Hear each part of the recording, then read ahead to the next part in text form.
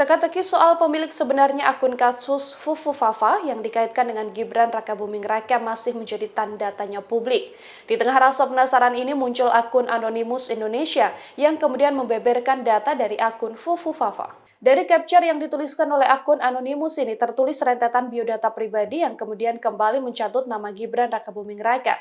Di antaranya informasi yang dibagikan adalah alamat, nomor induk kependudukan atau NIK, nomor telepon, hingga email yang dipakai.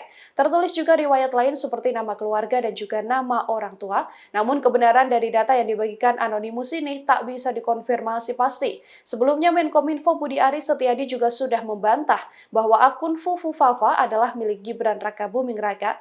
Bahkan ia menegaskan kalau polemik soal akun Fufu Fafa di media sosial Kaskus adalah upaya untuk mengadu domba. Kominfo sendiri mengaku sudah melacak siapa pemilik username di akun Kaskus tersebut. Namun Kominfo sejauh ini masih belum tahu siapa sebenarnya pemilik akun Fufu Fafa ini. Bantahan sebelumnya juga sudah disampaikan oleh Gibran Rakabuming Raka. Gibran mengaku tak tahu menau soal akun Fufu Fafa ini. Download Tribun X sekarang, menghadirkan lokal menjadi Indonesia.